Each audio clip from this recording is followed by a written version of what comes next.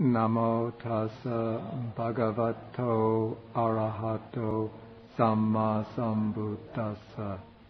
Namo tassa bhagavato arahato samma sambuddhassa. Namo tassa bhagavato arahato samma sambuddhassa.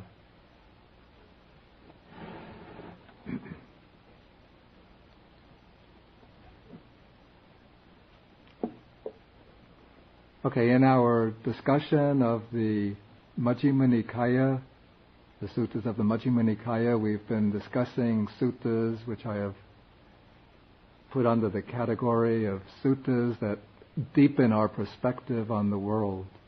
And within this category, we explain the great discourse on the mass of suffering, which exposes the suffering or unsatisfactoriness in sensual pleasures, in bodily form, and in feelings. Then we examine the Pottaliya Sutta, which again explores in more detail the unsatisfactoriness in sensual pleasures. Then the Magandhya Sutta, which again expounds the unsatisfactoriness in sensual pleasures and in bodily existence.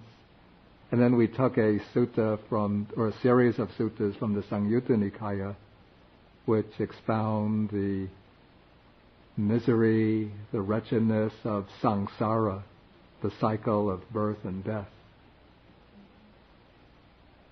Okay, and now we will see many of these themes come together in the dramatic story of the life of one of the leading disciples of the Buddha. This is the story of Raṭṭhapāla, which is narrated in Sutta number 82 of the Majjhima Nikaya, the Raṭṭhapāla Sutta.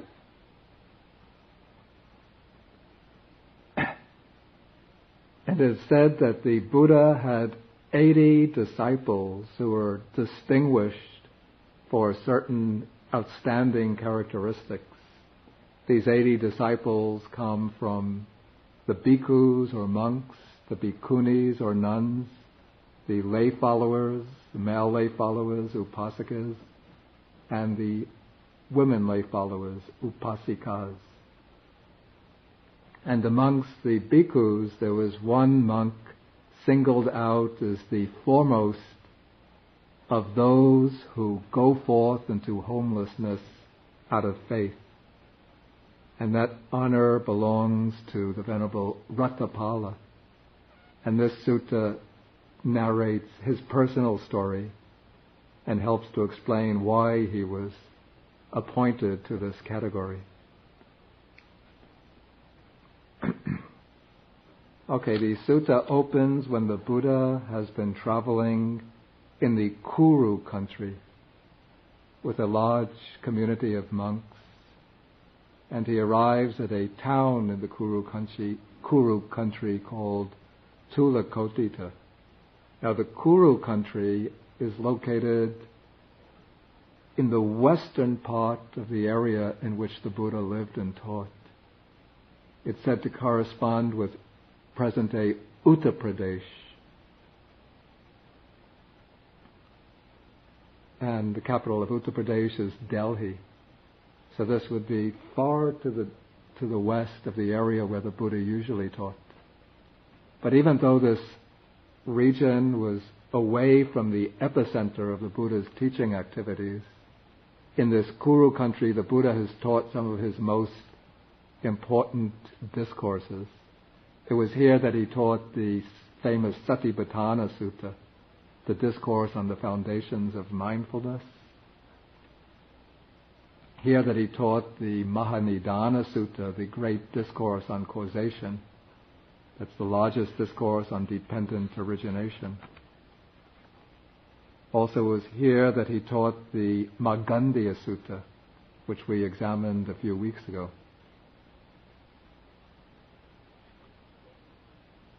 Okay, so when the Buddha arrives in the town of Tulakotita, then the report about his arrival spreads amongst the community. And so then many of this was a Brahmin town, and so the Brahmin householders of this town all congregate to see the Buddha. Some of them who have some seed of faith pay homage to the Buddha. Others greet him courteously. Others just announce their name and clan to him. While others, these I imagine to be the cynics or skeptics in the group, sit down, sit down silently and wait for him to speak. These are probably the ones who are thinking, these bald-headed ascetics are all the same. They can't work at a decent job and earn their own income. They have to go around wandering from town to town, milking the poor, simple people with their myths and fables about merit and heavenly rebirths. Let's see what this fellow has to say.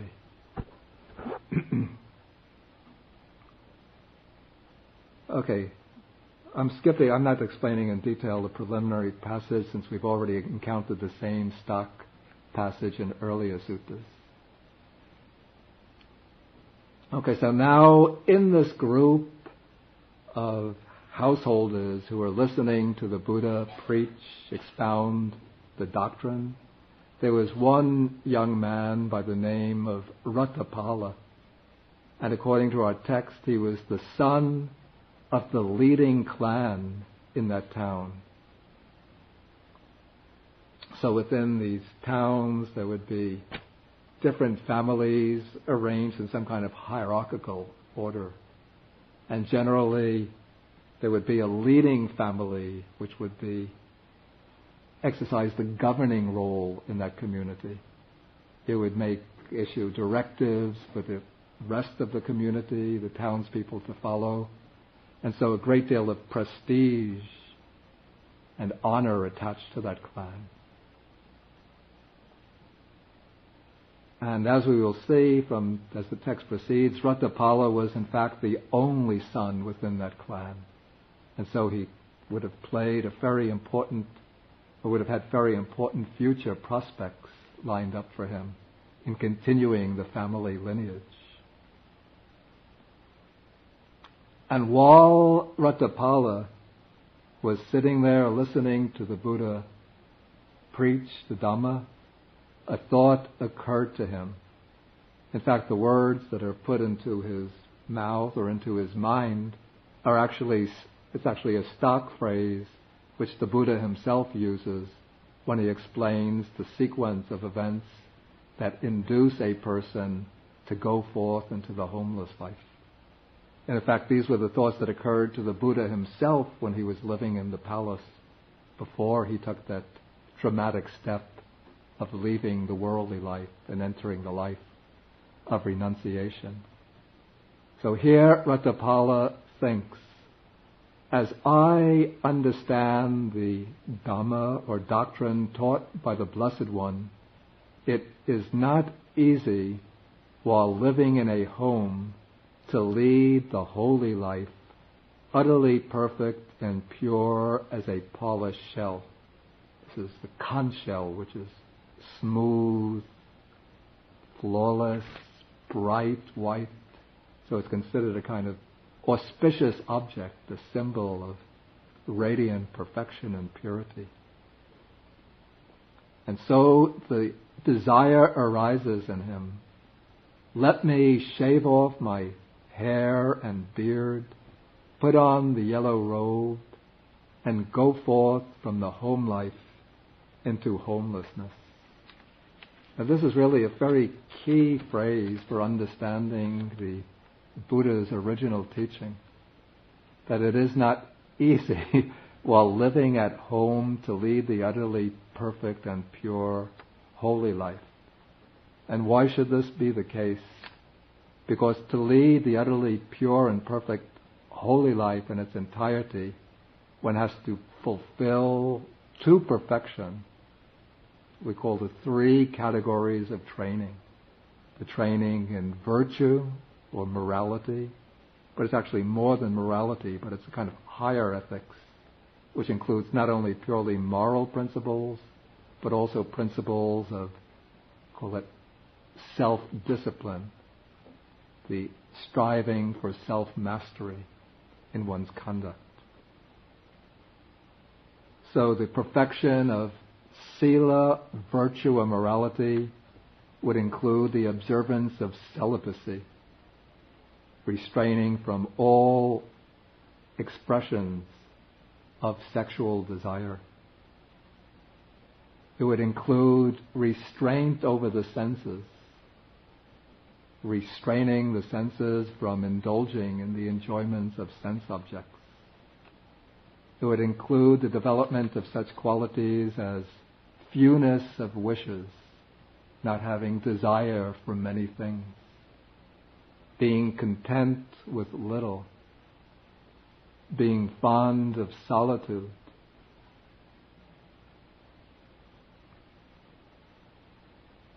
and it would include the observance of many other principles of conduct which are not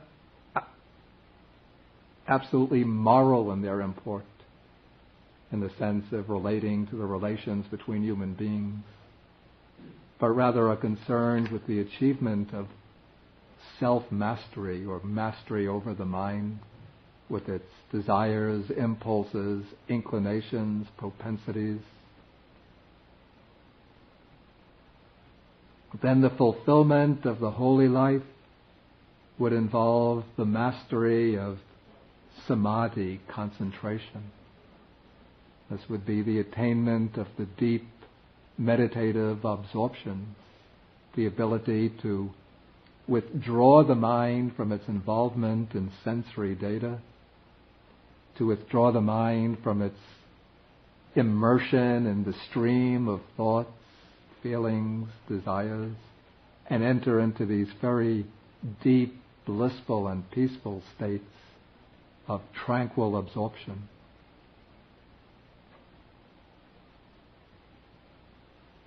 And then the fulfillment of the holy life would require the perfection of wisdom, of insight into all of the principles of the Dhamma, the things that are to be investigated and realized with wisdom. And this wisdom in its highest sense has to be built upon a foundation of virtuous conduct and concentration. But when it's said that the fulfillment or perfection of the holy life is difficult to accomplish while living in at home, this does not mean that the practice of the higher Dhamma is restricted to monastics. In fact, in the early suttas, the early discourses of the Buddha, we see many lay people very diligently take up the practice within the circumstances of household life, and they achieve, in terms of the 4 stages of liberation, 4 stages of awakening. Many of them are successful in achieving the first 3 stages of liberation. That is the stage of stream entry, once returning, and non-returning.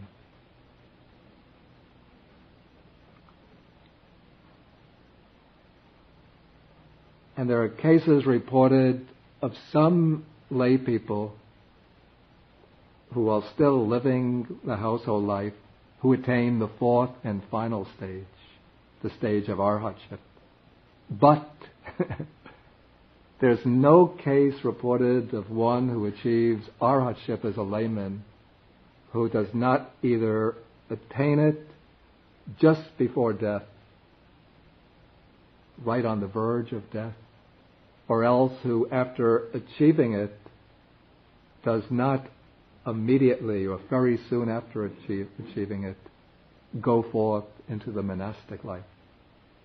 So because of this, the idea came to become prominent, at least in the Theravada tradition, that if a householder achieves arhatship as a householder, there are 2 possibilities. Either he will pass away or take ordination. I think it's either within 24 hours or within 7 days. I'm not sure of the figure.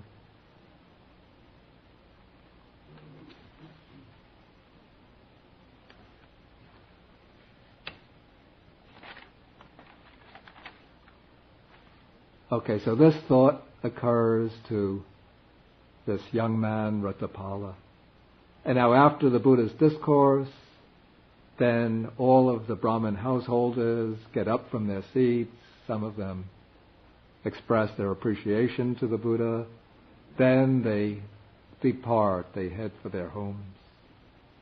And according to the commentary, Raṭṭhapāla intended to go and speak to the Buddha, but he didn't want to be conspicuous by staying behind. And so he set out to return with his fellow townsmen. But after he went a little way, then he used some pretext. He said that he had to relieve himself and go off into the bushes, and told them to go on home, I'll catch up later. And so while they returned home, then he backtracked and went back to the Buddha. And then he told the Buddha what he was thinking, and he asked him right on the spot, please, Venerable Sir, give me the going forth and give me the full admission or the higher ordination. This distinction here refers to two stages in monastic ordination. What's rendered as going forth is pabbaja.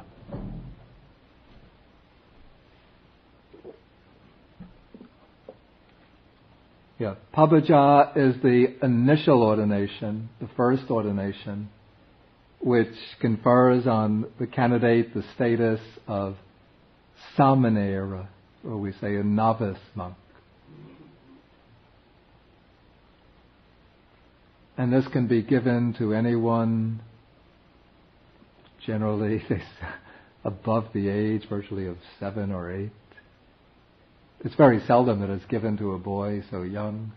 But say in a country like Sri Lanka, many boys who are 13, 14 years old will receive the pabbaja, novice ordination.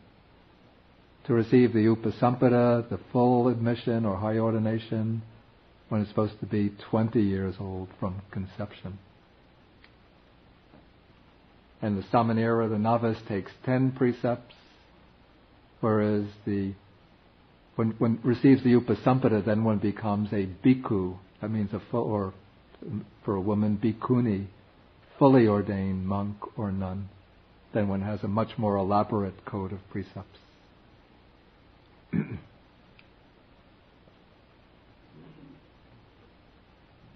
I have to say, it's probably unlikely that Raṭṭhapāla at this stage was aware of the distinction of these degrees of ordination.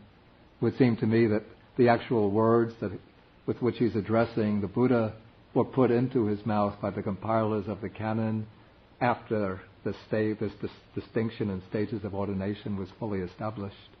Probably Raṭṭhapāla would have simply asked the Buddha to ordain him as a Buddhist monk. Okay, so when Raṭṭhapāla makes this request to the Buddha, then the Buddha says to him, or he asks him a question, have you received permission from your parents to go forth from the home life into homelessness? And Raṭṭhapāla says, no, I haven't. Then the Buddha says, Tathagatas. The Tathagata is the designation for the Buddha. It means one who is thus come or thus gone, one who is attained to the ultimate truth. So Tathagatas do not give the going forth to anyone who does not have his parents' permission. Now this was a principle that was laid down by the Buddha very early in his ministry. Soon after his enlightenment, after the Buddha began teaching, he returned to his home state, the Sakyan Republic, and he began teaching the Sakyan people. And then he met for the first time in a number of years his former wife and his son from his marriage. This boy was Rahula. And Rahula now was 7 years old. And the mother said to Rahula, Rahula was very impressed by the sight of the Buddha when he first saw him, and said, even the shadow of this ascetic is pleasing to me. So then his mother said to him, Rahula, go to your father and ask him for your inheritance. The mother probably had in mind that the Buddha should give him, the young prince Rahula should give him all of the treasures of wealth that were to fall to him if he had become the king. So Rahula came up to the Buddha and said, please, sir, give me my inheritance. Then the Buddha turned to Venerable Sariputta, who was standing next to him, and said, get the kid ordained. Why should I give him? Why should I give him treasures of material things which will just decay and vanish? Let me give him the supreme blessing, the supreme wealth of nirvana. And so he had Rahula ordained as a monk, as a novice monk, a samanera. And now when the Buddha's own father, King Suddhodana, heard about this, he was very upset. It had been very painful to him when his own son, Siddhartha, went forth to become an ascetic and then to become the Buddha. And now his grandson, Rahula, was ordained as a monk. And so Suddhodana came to the Buddha and made the request that he lay down a principle for the monastic order that monks will not give ordination, even the novice ordination, to anybody to any child without their parents' permission. And the Buddha agreed to this request. And then the Buddha laid it down that any monk who gives the novice ordination to a young person without the parents' permission is at fault for what is called a dukkata. That's a minor type of monastic offense. But strangely, at least within the Theravada system, when a child or a young person wants to be ordained, it's not compulsory to ask the question, do you have the parents' permission? So young people get ordained as novices. They can get ordained as novices without the parents' permission, but it is when giving the ordination of Upasampada, the higher ordination, that one has to request the candidate, do you have the parents' permission? And in that case, if they don't have the permission, then the higher ordination is denied, but they can still remain as a novice. It's just that the monk who gives the novice ordination without asking that question gets a minor offense, but the ordination is still valid.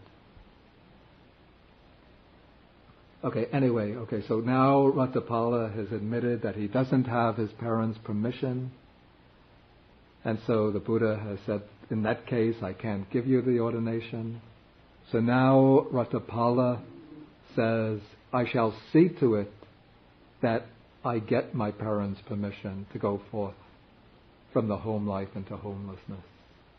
And so now Raṭṭhapāla goes to his parents, asks them for permission, explains to them his thought. Again, it's all expressed.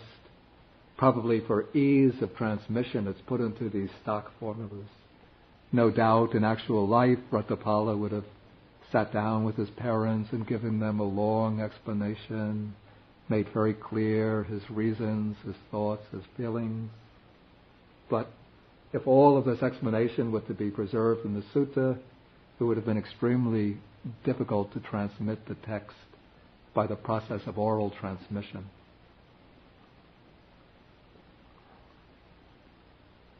So when Raṭṭhapāla makes the request to his parents for permission to go forth, then his parents say to him, we assume Raṭṭhapāla might be a young man now. He would be at least 20 since he's asked for the full ordination.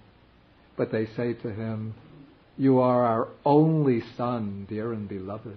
And this would be very important in an Indian family, particularly a Brahmin family, where for a very strong reason, because when the parents die, In the Brahminic tradition, it's incumbent on the son to perform the funeral rites for them.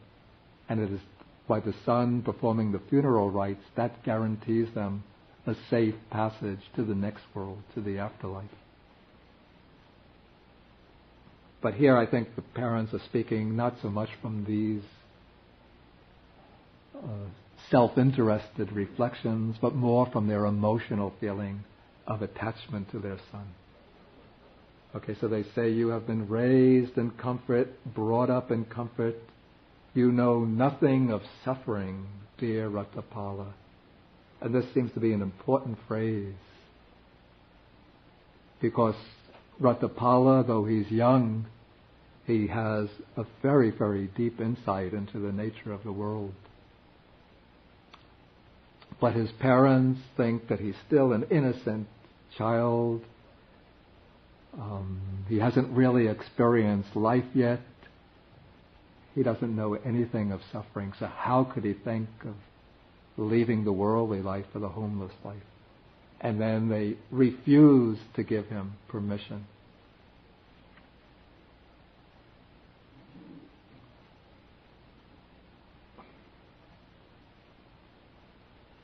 This is all very familiar to myself, since I went through the same thing when I wanted to become a monk. This is what my parents said to me, you're only 27 years old. You know nothing of life, nothing of suffering.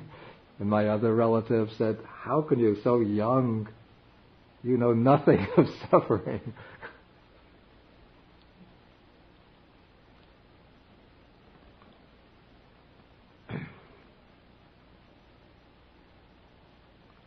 Okay, so Raṭṭhapāla asked 3 times for permission. 3 times the parents refused. And then after this triple refusal, Raṭṭhapāla lays down on the floor. He makes the declaration. This is very difficult, but it shows his very strong determination. He says, right here, I shall either die or receive the going forth. That is, he's made the determination, though it's not expressed that way in the sutta, that he will not accept any more food unless, and not move from this place until he receives the parents' permission. I have to say, I find this a little bit difficult. And I think it also will jar somewhat with maybe a Western temperament. I would think that there would be ways, if we were to take a real life situation for a young person who wants to go forth, to deal with his parents' refusal in less, without giving them such a stern ultimatum. But what I would suppose has taken place is that Raṭṭhapāla did actually make sustained efforts to convince his parents. Perhaps this attempts to convince them would have gone on over several days, several weeks. But in order to heighten the dramatic impact of the sutta, the compilers of the canon had to compress it, or wanted to compress it, into this very short, striking scenario, where after just 3 refusals, Raṭṭhapāla gives the parents this ultimatum: either you give me permission, or I will die on hunger strike. I'll die of starvation. Now, I should also add that this process, this way of getting the permission to go forth, it's not very typical in Buddhist countries today. I don't know of any case of any monks who have received permission by pushing their parents up against a wall like this. I know of cases in Sri Lanka with other Westerners as well as Sri Lankan monks who tried to get their parents' permission. The parents were reluctant, and then they just continued to work at their job for some time, continually exposing their parents more and more to Buddha's teachings, explaining the reasons for them, until the parents relented and agreed for them to go forth. But I think the reason why this sutta was composed in the way it has been and has been included in the canon is to underscore this, I would call it a very, to express this, but to pinpoint this conflict of claims between the social order represented by the family over the individual on the one hand, and on the other hand, the right of the individual to embark on the course leading to deliverance, to liberation, despite the resistance and objections of the social order as represented by the family. In fact, we might even see the implications of this extending further beyond the social order itself, even to the whole biological order, the order of life, which insists that life must go on, life must continue through procreation, through the continuation from one generation to the next. In fact, basically, the same story as this comes in the Vinaya Pitaka as the background story leading up to the what is called the first expulsion offense. It's the first offense which leads to expulsion from the monastic order, which is indulgence in sexual intercourse. And in that case, we have a story of a young man who goes forth, just like as Raṭṭhapāla does.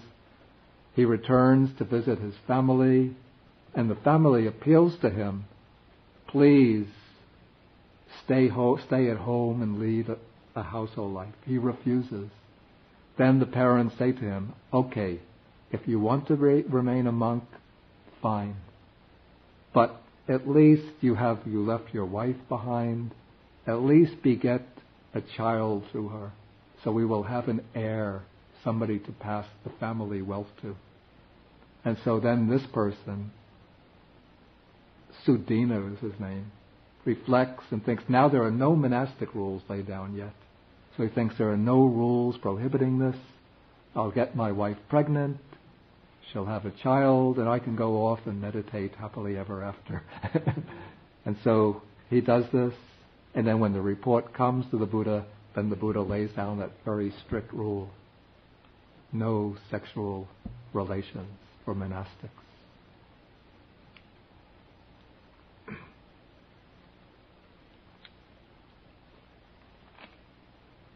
Okay, so now we have Raṭṭhapāla is stretched out on the floor here, saying, holding up the sign, permission or bust. Parental permission or bust.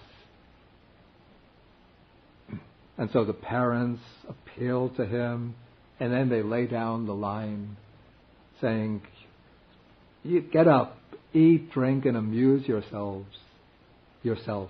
You can be happy enjoying sensual pleasures and making merit. That is, they try to convince him that if you remain as a householder, you can still lead a virtuous life. You can do meritorious deeds by doing acts of charity, offering alms to the monks, to the ascetics. You could engage in welfare projects for the community.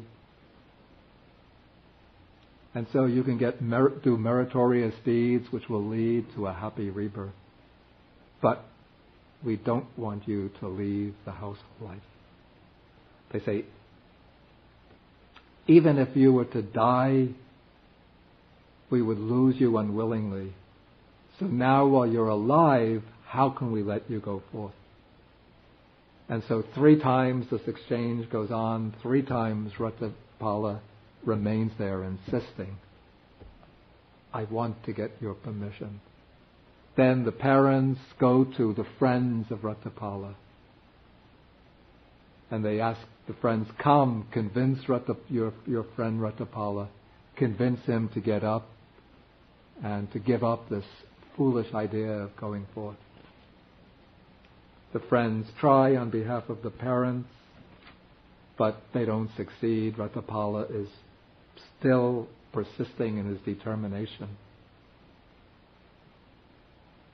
And so finally the friends, Raṭṭhapāla's friends, go to the parents and say to them, we can't convince him. It's apparent, probably now several days have gone by, and Raṭṭhapāla has not taken any food, maybe not taken any water, maybe he's getting weak, sickly, and so they realize that he is intent on fulfilling, remaining true to his resolution, that he won't abandon it, but will either die there or get permission.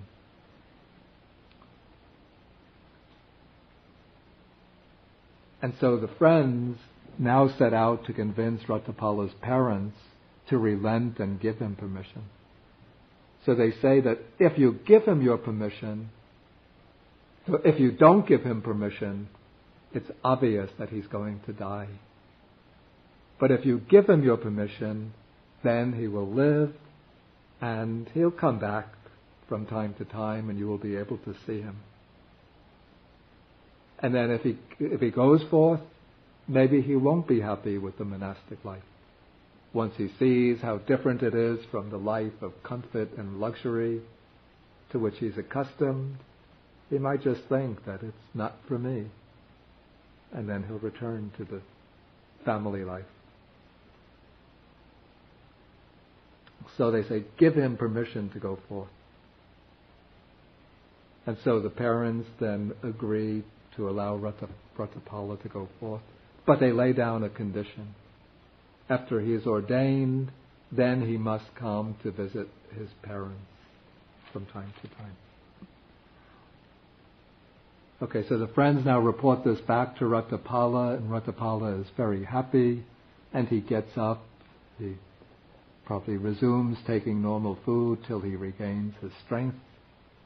And then he goes to the Buddha and tells him that he has received his parents' permission to go forth. And then the Buddha gives him the ordination, both the novice ordination and the full ordination. And then sometime later, I think it's a half month after Raṭṭhapāla is ordained, the Buddha leaves this Brahman village, Tulakotita, and goes back to Savatthi, his main base.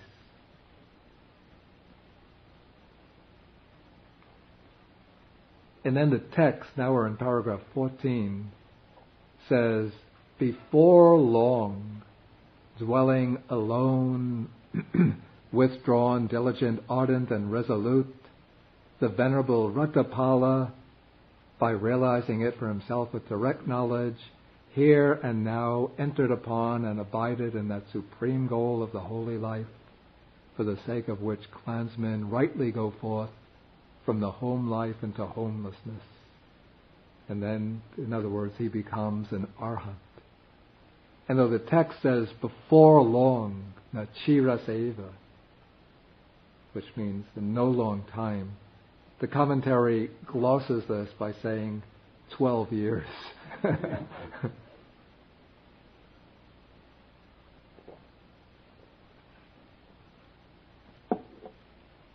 There are some who can achieve arhatship very quickly, sometimes even just by listening to the Buddha give a discourse. Some who have to train for a short period, some who have to train for a more extended period. And Raṭṭhapāla belongs in that third category. And so after Raṭṭhapāla, and even though the commentary pulls this figure seemingly out of nowhere, we'll see from the ensuing text that it seems to have a sound reason for making this statement. Okay, now after Raṭṭhapāla attains arhatship, then he comes to the Buddha and tells him that he wants to visit his parents. And he asks for permission to do so. And now, before the Buddha gives his permission, he uses his own very powerful mind to examine Raṭṭhapāla's mind. Because the Buddha would have been apprehensive that if Raṭṭhapāla had some weak spot or defect in his character, that his parents could have taken advantage of this and using suitable ploys and strategies, they could have put suitable tactics, they could have convinced him to give up the training or enticed him to come back to the worldly life, and then all of his hard years of practice would have been thrown away. But when the Buddha looked into the mind of Raṭṭhapāla, he realized, he could see that Raṭṭhapāla had completely eradicated all of the defilements and was incapable of returning to the worldly life. And so the Buddha then gave him permission and said, "You can go."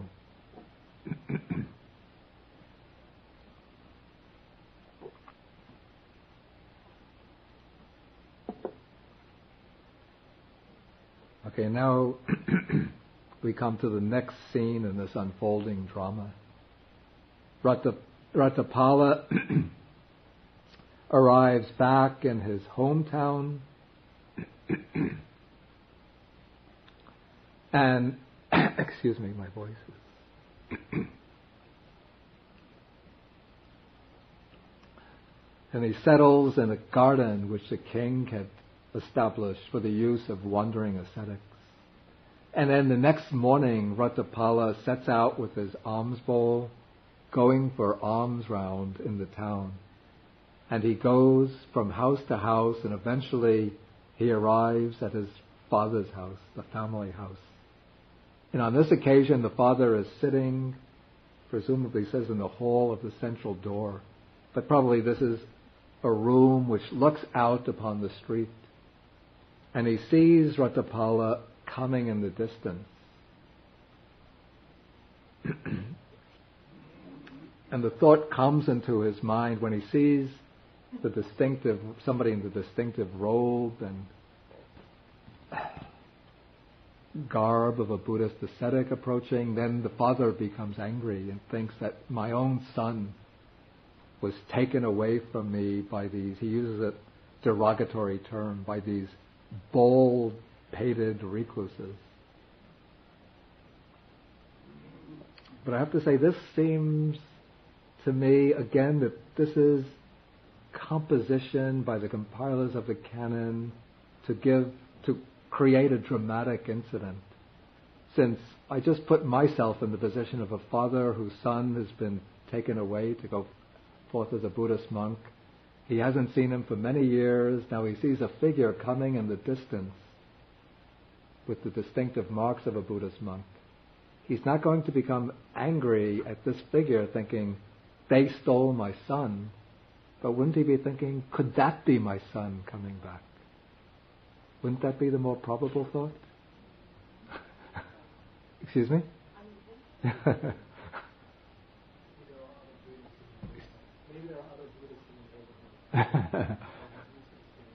Maybe, I don't know.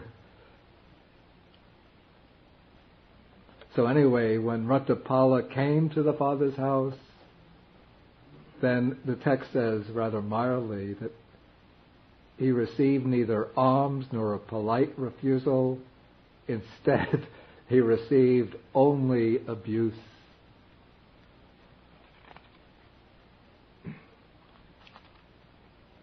So the father would have spoken angrily and said,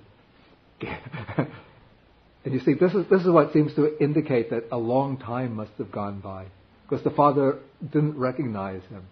If it was just even 1 year, 2 years, the father should have realized that this is his own son. But if it was 12 years, then it still seems to me that the father would have recognized the son even after 12 years.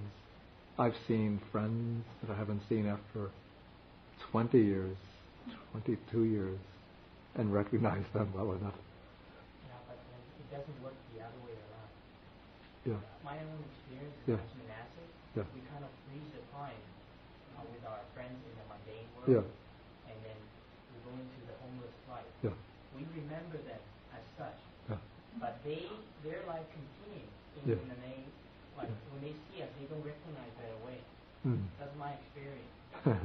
It's easier for us to remember our friend or recognize our friend, even after 12 years, 20 years. Yeah. But it's not as easy for them to recognize. Yeah. Especially if he was 20 years and between 20, 32, 33, it would have changed quite a bit. Okay, so the father abuses him. And now just then, a slave woman in the household was about to throw away some stale porridge. And Raṭṭhapāla saw this and said, if you're going to throw that stuff away, then you might as well put it into my alms bowl. And then when she is doing so, then she recognizes the distinctive characteristic features of Raṭṭhapāla she doesn't recognize the face or the body, but somehow she recognizes certain characteristic features of the hands, feet, and voice. Again, whether this is real actual fact or a dramatic episode, I don't know. But when the servant woman recognizes Raṭṭhapāla, she's astonished. She goes to the mother and says, know that your son Raṭṭhapāla has come back. And the mother says, if this is true, you're free. You're no longer a slave. Then Raṭṭhapāla's mother goes to the father and says, please know that they're saying that Raṭṭhapāla has come back. And the father when he hears this, he must have realized that this ascetic who he just abused, that this is his own son. And meanwhile, Raṭṭhapāla, after receiving the porridge, has gone to a certain shelter that was set up in the town, a shelter for the use of wandering ascetics. And he's taking his food. And then the father comes up to him and tries to appeal to him to come to the house. And the father is now ashamed and embarrassed that he had refused him food, and he now sees his son eating this leftover porridge. And says, come to your own house. But Raṭṭhapāla says, now I have no house. I am a homeless one. And when I went to your house, I didn't receive alms there. I didn't even get a polite refusal. Polite refusal is when one says, we're sorry, sir, we don't have any food prepared now. If you like alms, please come back tomorrow. We will be certain to have something ready for you. But instead, all you did was abuse me. Then the father tries to convince him to come back to the house and have a meal. But Raṭṭhapāla says, I finished my meal for today. But the father now invites him to come for the next day's meal. And Raṭṭhapāla consents in silence, but the father has a plot in his mind. And so the next passage explains this plot. The father goes back to the house. He has all of the gold coins and bullion. This is all of the family wealth. He collects it all into a pile, covers it over with mats so it doesn't appear. And then he goes to Raṭṭhapāla's former wives and asks them to adorn themselves in the ways that Raṭṭhapāla used to find made them most dear and lovable before his going forth. Does anything seem a little peculiar in that passage? She thought that she wasn't married. Yeah. Now, I have a question. Yeah. In the Indian custom, Yeah. they usually arrange marriage Yeah. at a young age. Yeah. Right? Yeah. So, if there was such a case when someone of the son goes forth, Yeah. Is the family obligated to still take the female into the family? It would seem to me that would not be the case. No. So they are like. Of course, I haven't studied the mores, the customs of ancient India from that perspective. But just intuitively, it would seem that if a childhood marriage is arranged between a boy and a girl, or in this case, several girls, and then the son goes forth before the marriage is consummated, it would seem that the parents of the son would not be under any obligation to take those girls into their household after they grow up. My understanding is like even in China, old China, they would have to. They would have to. Yeah, because the girls are considered kind of like, women were considered property. Yeah. And if they were already given to someone, they would, the girl's parents would have received some kind of gift, things like that, and they wouldn't give it back. I mean, so in the end, the male family would still have to take care of that girl. Otherwise, she would have to starve or go. Yeah. Yeah, this I don't know. It's rather, I have to say, it's rather strange that the wives are introduced here. One would think, especially when it says that adorn yourself with ornaments in the way Raṭṭhapāla found you most dear and lovable. So Raṭṭhapāla would have known these girls, or his wives, from the time before his renunciation. And if he was 20 years old at that time, then he would have certainly have been old enough to have consummated the marriage, assuming that they were roughly of the same age or maybe a few years younger. And one would think in that period, if the parents wanted to prevent Raṭṭhapāla from going forth, instead of calling on the friends to convince him, they first would have called on the wives, go to your husband and try to persuade him to remain. It is exactly the same in the Agama. I was trying to find out whether there's any difference. Any other The text is pretty much word for word. Okay, so the next day, Raṭṭhapāla comes for his meal, goes to the father's house. Then when he arrives, the father unveils the pile, before serving the meal, he unveils the pile of gold coins and bullion and says, this is the legacy coming from your mother, this is your paternal fortune, this is what comes from the other ancestors. Come, give up your monastic robes. As my mother always used to say to me, grow your hair. So now even if she used to say, why don't you grow your hair? Now even if I wanted to, I couldn't do it. Even to get that 1 inch for the doctor to test, I was having trouble getting 1 inch of hair. Come, enjoy the wealth and do acts of merit. And now Raṭṭhapāla speaks to the father. These sound like really stern words. It might be somewhat difficult for a Westerner to empathize with a son speaking to a father in this way. Does that seem to be the case? Such tough words. If you would follow my advice, then take this pile of gold coins and bullion, put it on carts, carry it to the river Ganges and dump it in the middle of the stream. Because on account of this, there will arise for you sorrow, lamentation, pain, grief, and despair.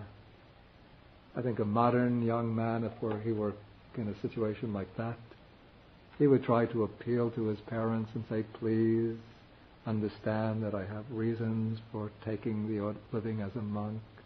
These are my reasons. I'm not interested in wealth, the enjoyments that wealth can provide. it seems that, again, I have to say, this sutta seems to be like a dramatic way of highlighting this. On the one hand, from one aspect, this clash or conflict between the demands and expectations of the household life, and on the other, the individual's urge, move, yearning for spiritual freedom. And so to bring out that conflict, that contrast, within its starkest form, various sort of dramatic devices have to be used.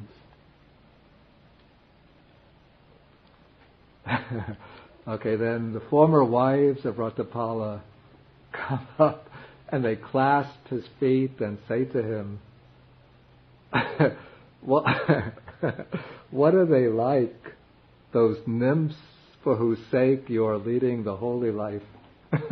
Now what this means, you see, like there was an idea that one gives up the worldly life and leads an ascetic life with the hope that one will be reborn in one or another of the heavenly worlds, the heavenly worlds that are occupied by these beautiful, what do we call them? Celestial maidens. We call them acharas or apsaras. And so, in ancient India, many men who were not very successful with the ladies in the human world would then go forth and lead an ascetic life, fasting, sleeping on beds of thorns, exposing their bodies to the heat of the sun, the cold of the winter, not thinking, maybe tomorrow I'll attain nirvana, maybe next week I'll attain nirvana. No, thinking, maybe in my next life I'll be reborn in that heavenly world. Oh, I've heard the maidens, the celestial maidens in that world, some have black hair with twinkly eyes. Some have blonde hair with fluttering eyes. Beautiful, bewitching smiles. I heard such and such a guru praise the beauties of that world. Maybe I will get to be reborn there.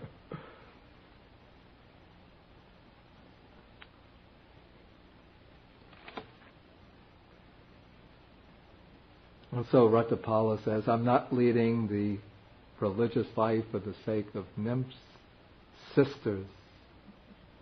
And then when he calls them sisters, then they cry out, they become agitated, and they faint.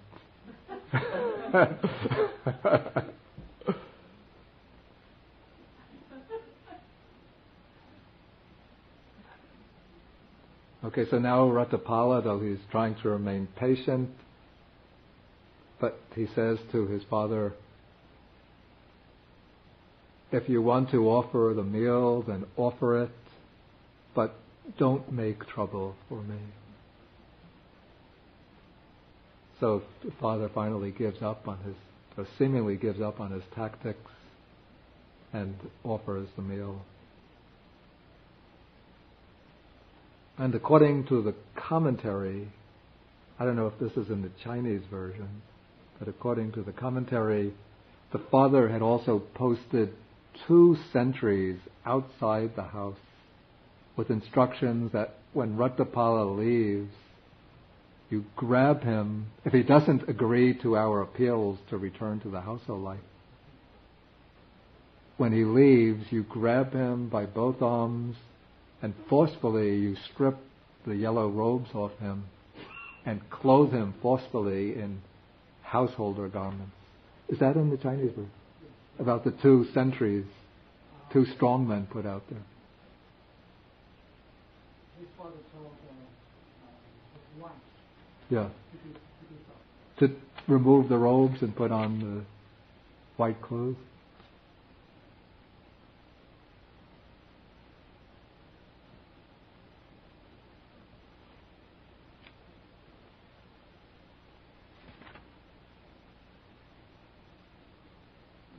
No, it's not there. Okay, it's purely commentarial. Yeah. Okay, then Raṭṭhapāla, after he eats his meal, then he stands up and he utters some verses. Again, these are ideas which are constant themes in early Buddhism about the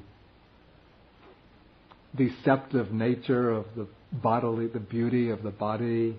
When you look inside the body beneath the skin, it's just a mass of foul impurities built up out of sores. There's nothing stable here. It might be decorated with jewelry, earrings, makeup, but it's really just a skeleton wrapped in skin.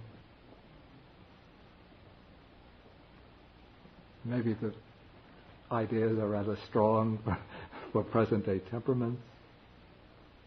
But then Raṭṭhapāla comes to the last verse. He says, the deer hunter set out the snare. The snare was the gold and then the beautiful former wives. But the deer did not spring the trap. We ate the bait, that's the meal that was offered, and now depart, leaving the hunters to lament.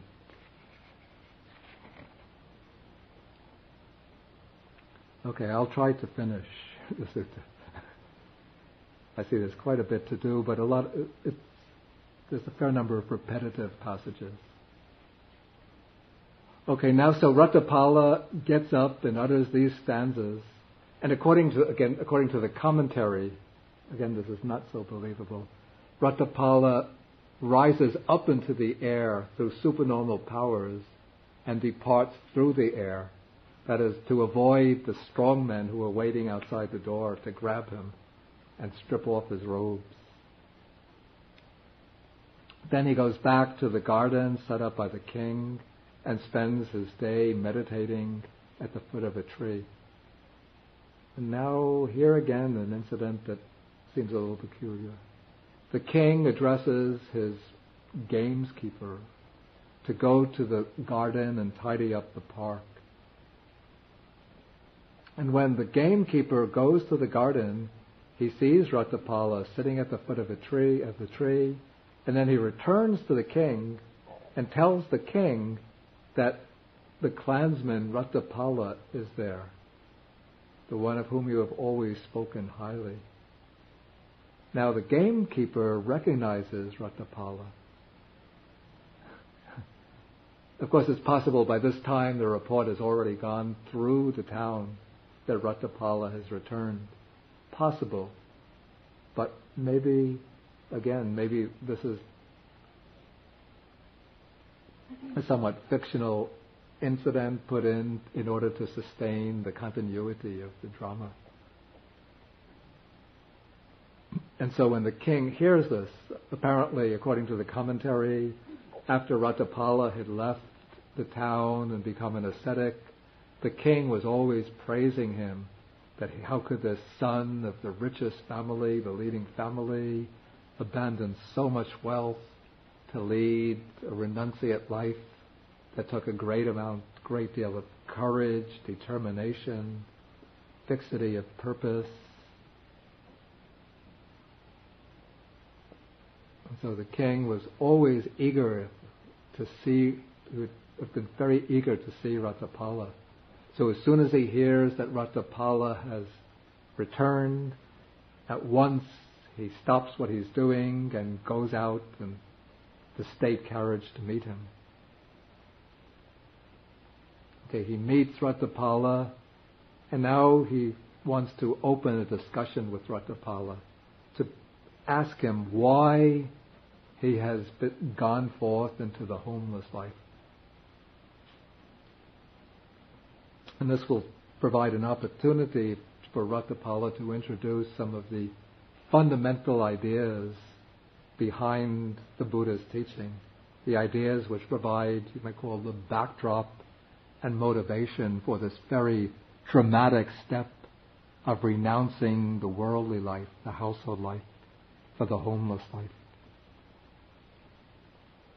So now the king is speaking from his own experience, and he says that there are 4 types of loss or decay that induce people to go forth into homelessness. These 4 are loss through aging, through old age, loss through sickness, loss of wealth, and loss of relatives. Okay, loss through aging. Somebody has lived a full life. He's maybe been married, had children, enjoyed the full variety of sensual pleasures, performed his service in the community, and now he has reached advanced years, and he decides that there's no point for me to continue in the household life. I may as well do deeds of great merit by going forth, or at least make some effort in my old age to achieve liberation. And so then he shaves off the hair and beard and goes into the homeless life. This is actually a common practice in Buddhist countries, at least in Sri Lanka, that there are very pious men who, after they complete their family life, while living the family life, they're very fond of going to the temples, associating with monks, and after their children are grown up, completed their education, the children are married and able to take care of themselves,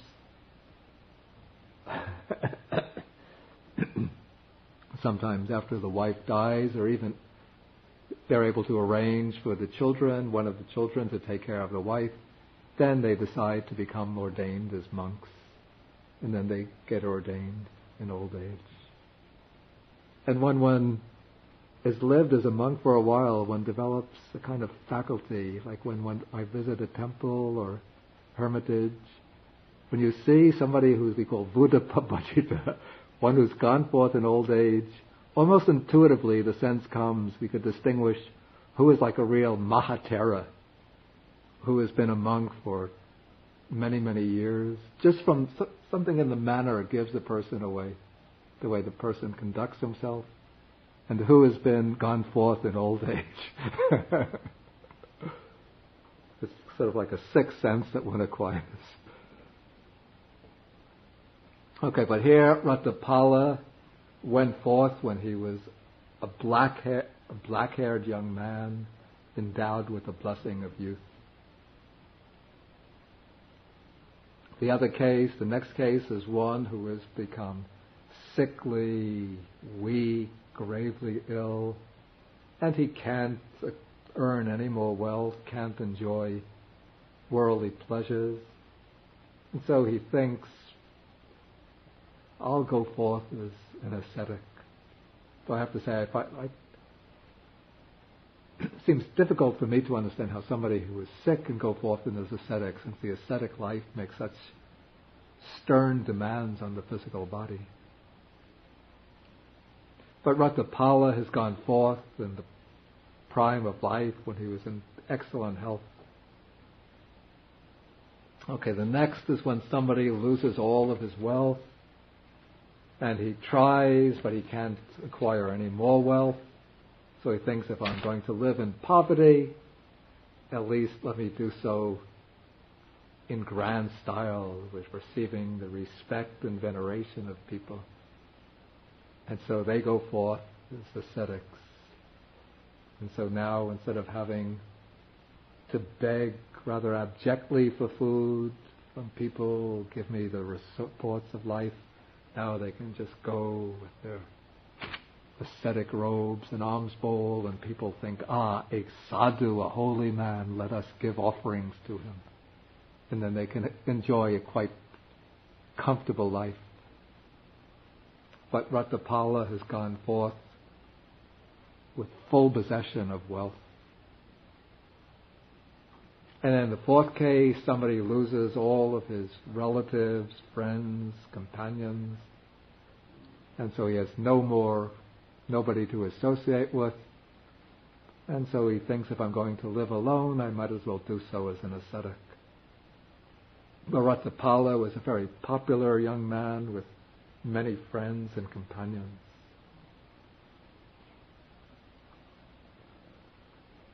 Okay, so the king is puzzled and he wants to draw out from Raṭṭhapāla the reason. Why is it that you have gone forth as a young man in the prime of health from a wealthy, well-established family and with many, many friends and relatives?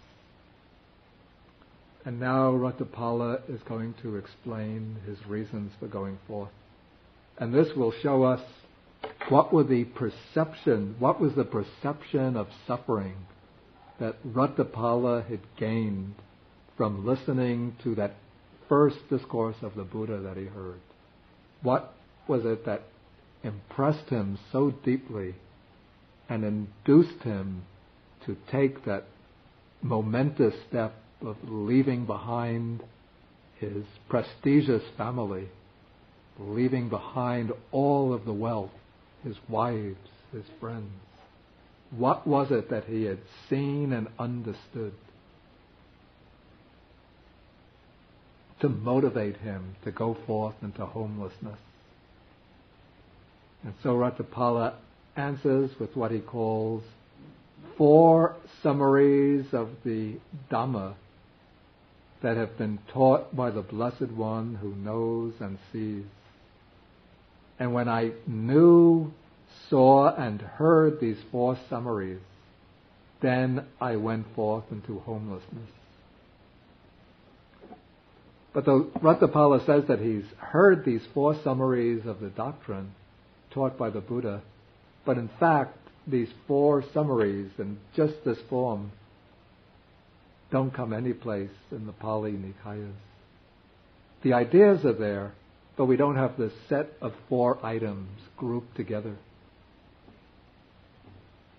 So perhaps this was a teaching which somehow was not preserved by the elders, or perhaps it's just that Raṭṭhapāla on his own is combining ideas that have come from different sources in order to make this group of 4 items. Okay, the first theme is that, as it's set out in the Sutta, life in any world is unstable. It is swept away. I've put on the board, I put the Pali, and I've translated somewhat more literally. The second is that life in any world has no shelter and no protector. Third is life in any world has nothing of its own.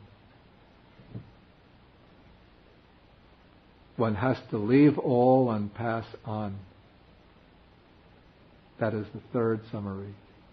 The fourth, life in any world is incomplete, insatiate, the slave of craving. That is the fourth summary.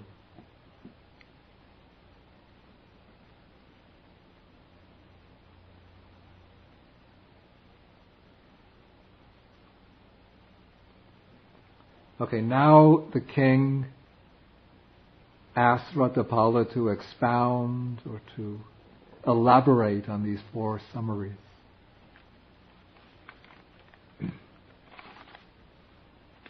And Raṭṭhapāla will do so. And he does so always in very concrete, immediately visible ways, so the king could understand this from his own experience. In fact, all 4 of the arguments or presentations that Raṭṭhapāla gives to the king relate directly to the king's own experience. He doesn't draw upon very abstract ideas. Okay, first to explain that life in any world is unstable, it is swept away. Hear this word. First, loco, literally, it's the world, but it means life in the world. It's a duva. The key word here is duva, is what is stable or lasting.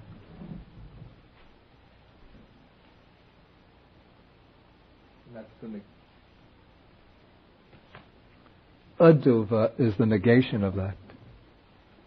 Then upaniyati means that it's moving on, or even say that it's approaching its end.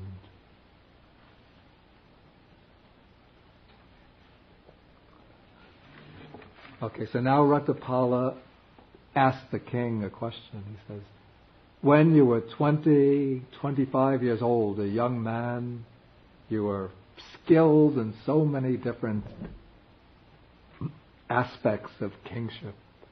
You were able to ride elephants, horses. You were able to shoot arrows. You were able to fight with swords. You had strong body, sturdy, capable in battle.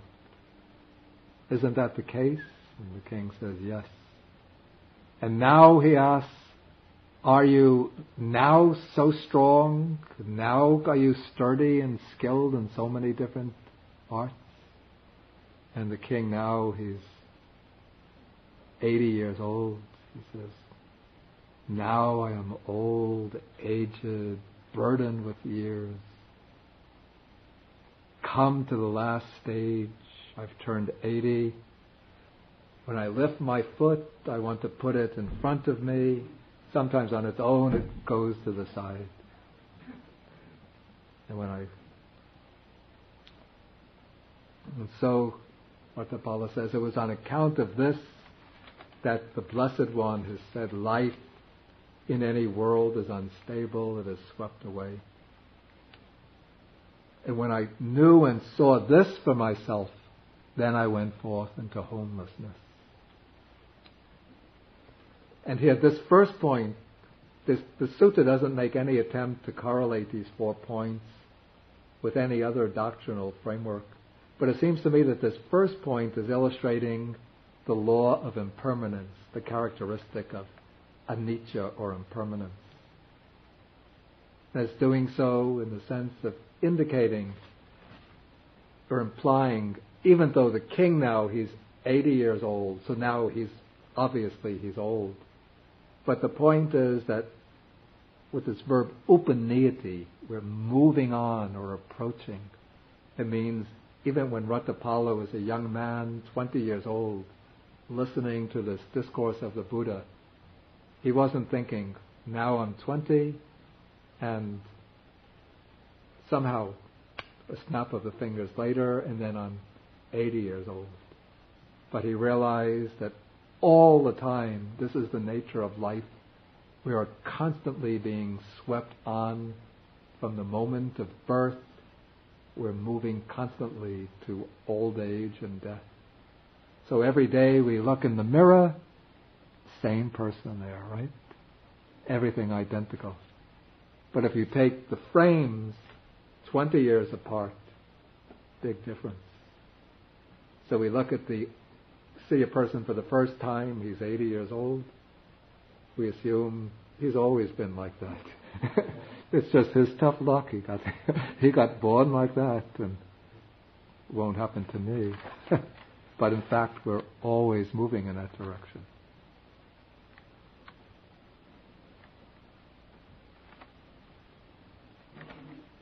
Okay, so this is the process of impermanence which is unfolding from moment to moment. Okay, the next theme or topic of Dhamma. Okay, when Raṭṭhapāla explains this, then the king is pleased and says, it's wonderful, it's marvelous how well this has been expressed by the Blessed One who knows and sees.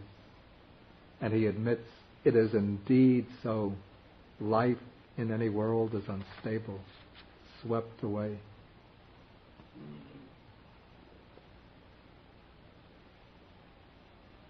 Okay, now the king is giving a sort of counter-argument. He says, now there exist in this court elephant troops, cavalry, chariot troops, infantry. They are able to vanquish any threats to us. And yet you say life in any world has no shelter and no protector. How should we understand the meaning of this? Now, Raṭṭhapāla again asks with reference to the king, do you have any chronic ailment? And the king says, I have a chronic wind ailment. And sometimes, probably he's coughing, maybe it's kind of asthma that he has. And so he's coughing, breathing very heavily. And so all of his friends and relatives are standing around him, thinking the king is going to die, the king is going to die.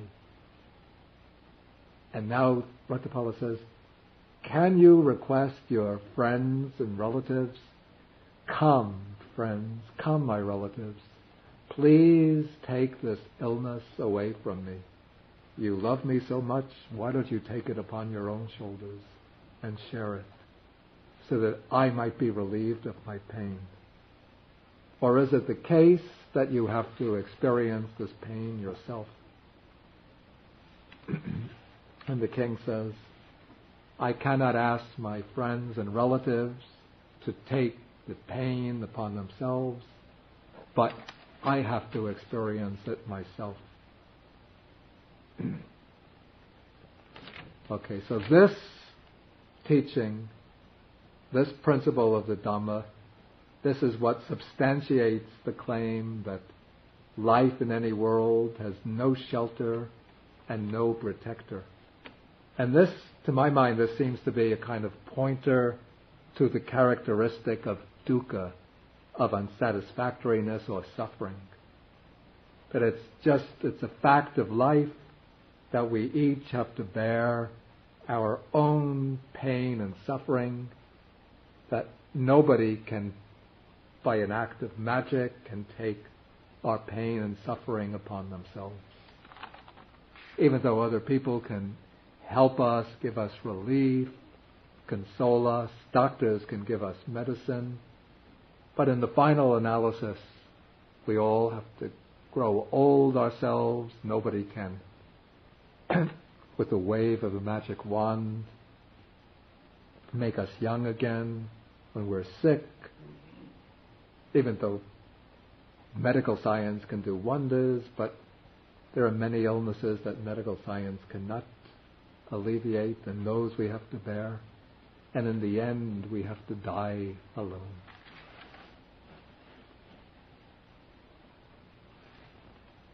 Okay, then the next principle of teaching, or summary, is paragraph 40 now. The king says, in this court there is abundant gold and bullion stored in vaults and depositories. So you say life has nothing of its own. We have to leave and pass on. How should we understand this? So Raṭṭhapāla says, now you are enjoying yourself endowed with the 5 cords of sensual pleasure.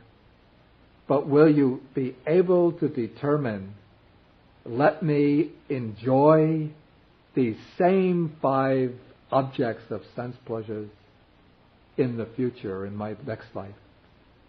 Or will you just go on to your next life in accordance with your karma, and then you have to leave all of your wealth behind and others will take possession of it? And then the king has to admit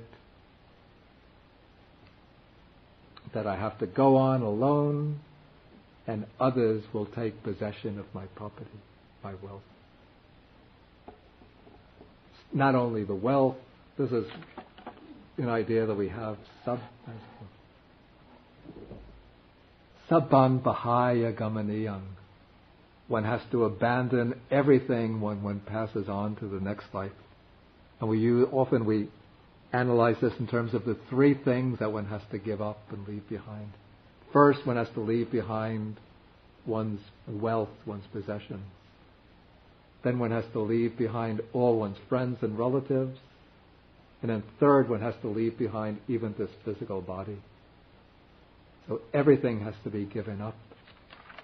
And in my mind, this seems to be a pointer to the characteristic of non-self, in the sense of one doesn't have any kind of complete possession or mastery over things. But everything one says, it's mine, it's mine. The bank account is in my name. I write the checks. But in fact, we give it up, and everybody else, others take possession of it, and we take nothing with us when we go. Okay, then the fourth characteristic or fourth theme of teaching is that this world is incomplete or lacking, that it's insatiable, never satisfied, but a slave of craving. And now Raṭṭhapāla uses arguments which will be immediately comprehensible to a king. Okay, now we could use this argument with any country. This is the nature of empires. Okay, now the king he's ruling over this Kuru kingdom, which is one of the major kingdoms of northern India. But suppose a man came from the east and said that there is a large country, powerful and rich to the east. It has a lot of troops, a lot of gold and bullion. It has women for you to take as wives, and you're able to conquer it. Go ahead and conquer it. What would you do? Would you just say, as a king, I'm satisfied with what I have, I don't need any more territory? No. If the king could conquer it, he'll go ahead and conquer it. And similarly, the west, north, south, across the sea, if there's a country, would you conquer it? Again, he's just like a puppet controlled by his craving. I'll conquer it. So this indicates the nature of craving. As long as we work on the premise that craving is the key to happiness, we'll just go on being driven by that craving to pursue this enjoyment, this pleasure, this object, with never an end in sight. And so when Raṭṭhapāla saw that it's the very nature of craving, always to be dissatisfied, always to want more, then he knew that the only release was through ending craving by entering on the homeless life. And so when he saw that, then he went forth into homelessness. Okay, that is the statement of Raṭṭhapāla. And then he ends the sutta with some verses. Actually, these verses are also found in the Theravada, the collection of verses of the elders. They're actually very beautiful, very moving verses on the inevitability of death and the implications that we can draw out from reflections on death. But I won't expound them. But I really do suggest that you read them and reflect on them.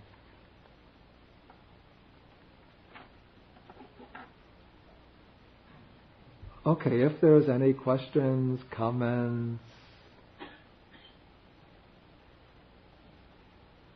Yeah, please.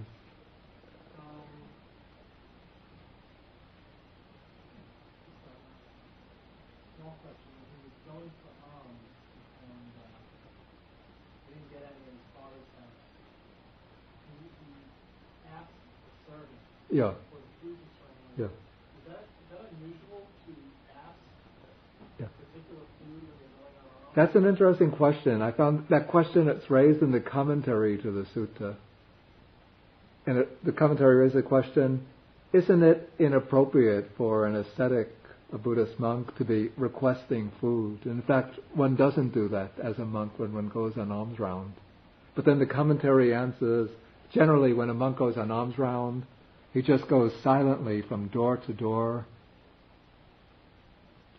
This is the way it's done. In Thailand, people are expecting monks to go on alms round, so they already have set up little stalls along the road with their food on the stalls, and then when the monks come, they just put the bags into the bowl, with rice into the bowl. But in Sri Lanka, it's not customary for monks to go on alms round. So people, generally, they don't have food ready for monks. So when one goes on alms round, one just stands silently in front of the house, waiting for people to notice you. And in Sri Lanka, except in the middle class, upper middle class homes, people live partly outdoors, partly indoors. So the doors to the house are usually open, windows are open. And when they see a monk standing there, then they get very excited. And sometimes they'll have some food which they're preparing for a meal, not intended for the monk. But I do know some people who prepare some food every day, early in the morning, thinking maybe a monk will come by today. And so when they see a monk, then they get very excited, and then they'll come and they'll put the food in the monk's bowl. But the monk is not supposed to ask for anything. But the commentary explains in this case, the servant woman was going to throw the food away. So, because she had that intention, and the intention was clear to Raṭṭhapāla, it was as if it was just already discarded food. So in this case, there was no fault in his asking for the food.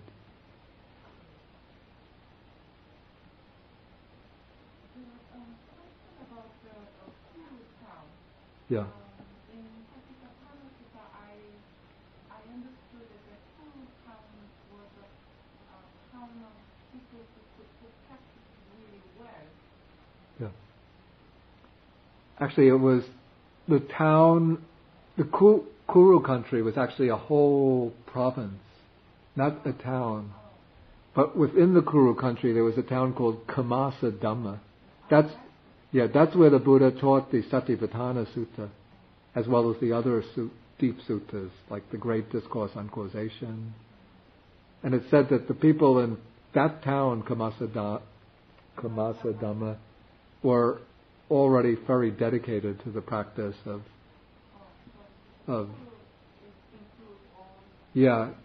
probably the Kuru country would correspond roughly to Uttar Pradesh today. You mentioned that Buddha had 80 distinct Yeah. disciples. Yeah. Where does it show? Excuse me? Which Sutta or where? Where do you find them? Right. It's in the first book of the Anguttara Nikaya, the Book of Ones, where the Buddha mentions the outstanding disciples in each of these categories, like in the category of wisdom amongst the monks, Venerable Sariputta, psychic powers, Moggallana, amongst those who have good memories, Venerable Ananda. So, on another thing. Yeah. You said about the context of the son, I will die, or unless you give me permission. Yeah. In my culture, it's not unusual.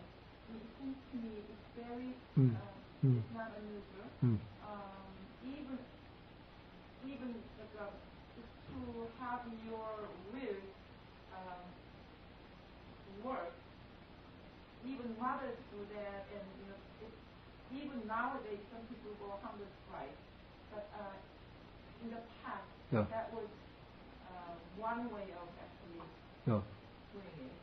And also, a lot of things to me here is very natural. The marriage also. Usually people marry like if you are in good family. 12 years old, 14 years old, you already married. So by the time you're 20, it's just so natural that you. Actually, that is so. Right. Very natural. So it's not like to me, a lot of things are not dramatic kind of dramatic devices. Devices. Yeah. Seems very nice. Yeah. So it's a little puzzling why, if Raṭṭhapāla was married already before his going forth, why the parents didn't appeal to the wives to try to convince him to give up his thought of renunciation. Also, the friends are also very important. It doesn't have to be wives, but friends have probably, it's a men's society.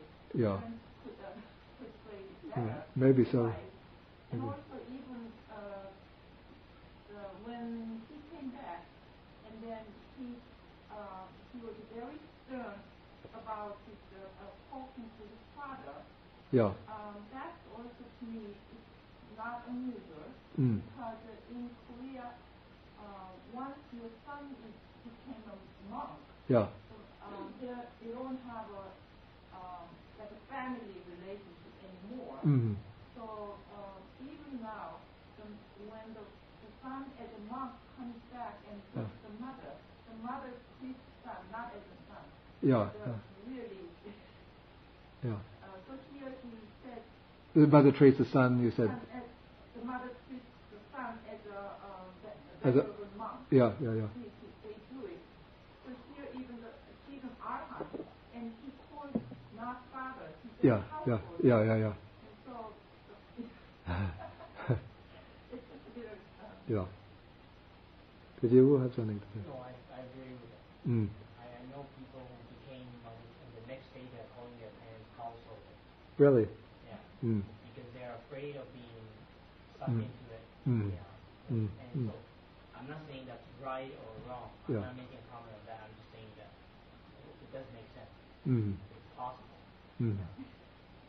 Especially in a culture where the man is so highly regarded and the only son is so important for the procreation of the family lineage. So in order to stand up firmly on the ground, on ground, one must say certain things or do certain actions to make it seem like one is unwavering.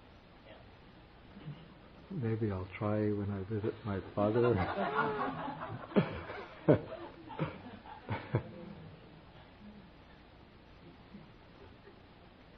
Any questions, comments? Yeah.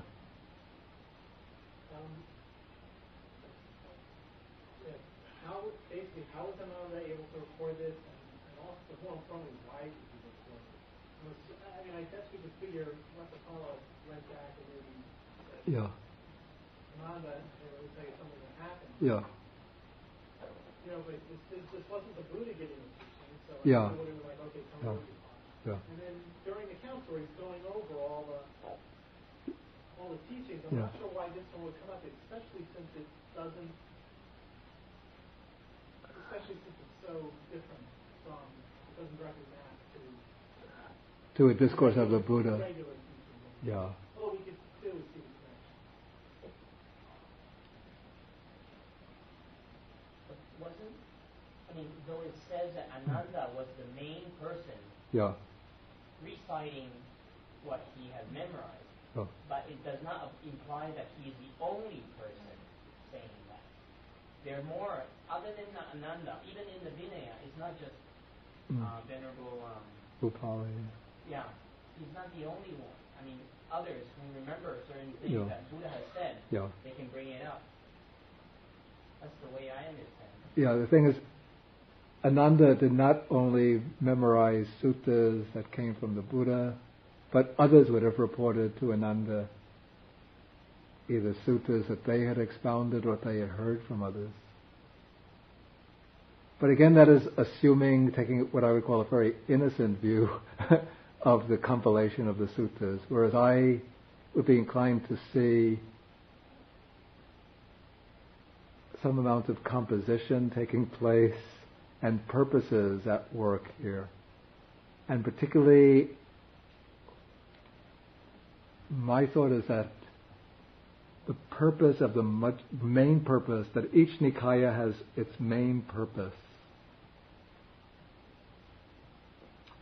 The main purpose of the Digha Nikaya is to serve, to propagate the Buddha's teachings amongst people in the contemporary society, and to convince non-Buddhists of the virtues of the Buddha and his teaching. So we have in the Digha Nikaya many long, popular style teachings, obviously intended for a popular audience, as well as teachings which show the superiority of the Buddha and the Buddhist monks to the Brahmins. The Buddha is engaging in debates with the Brahmins. The Buddha appears superior to the gods worshipped by the people in the contemporary society. The main purpose of the Majjhima Nikaya, in my view, is to serve as a kind of compendium of the doctrine and the training for monastics. It's not exclusive, but there's a special emphasis upon the training of monks.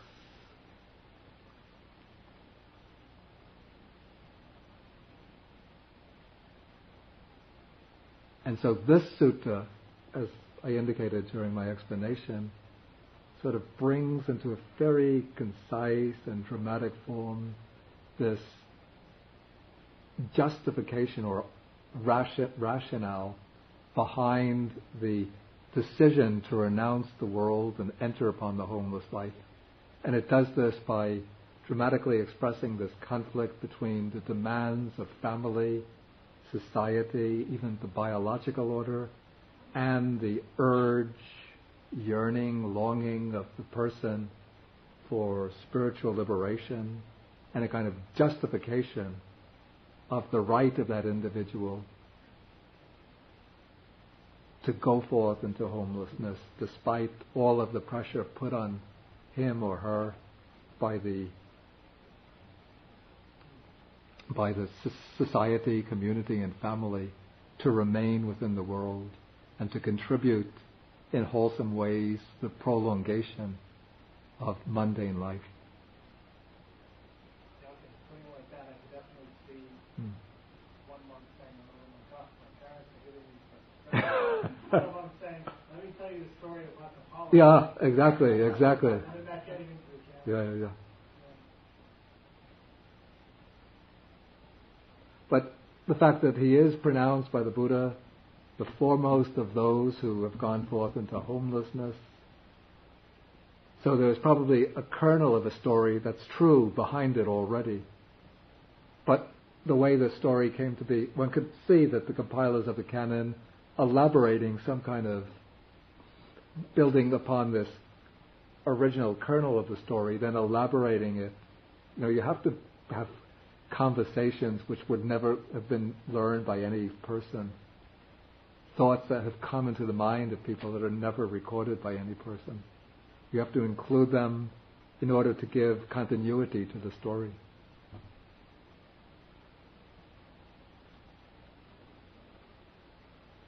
Any further questions, comments? You mentioned how number 3 there, the four summaries seems to correspond to anatta. Yeah. And it occurred to me too that 1, 4, and 3 seem to be anicca, dukkha, and anatta. On the board, the world is unstable. Yeah. It's permanent. Yeah. The world is lacking. Yeah. Dukkha. Yeah. The world is only anatta. I see. Yeah. Actually, one could put 4. No, one could put 4 on the mark of suffering too. Yeah, that's what I'm saying. Yeah. 4 is suffering. And number 2 is just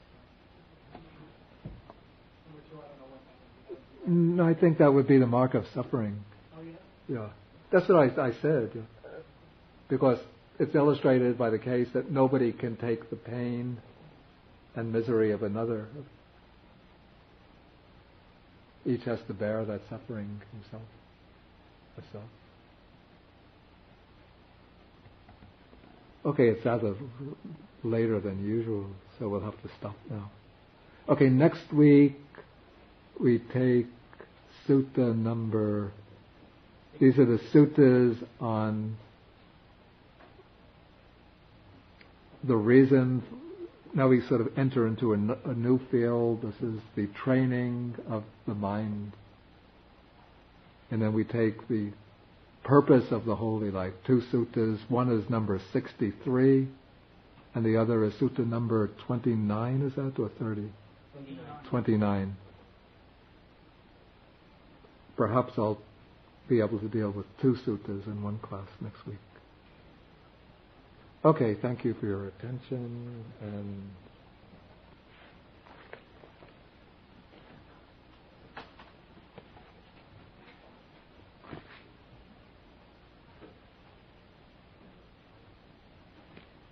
now we share the merits.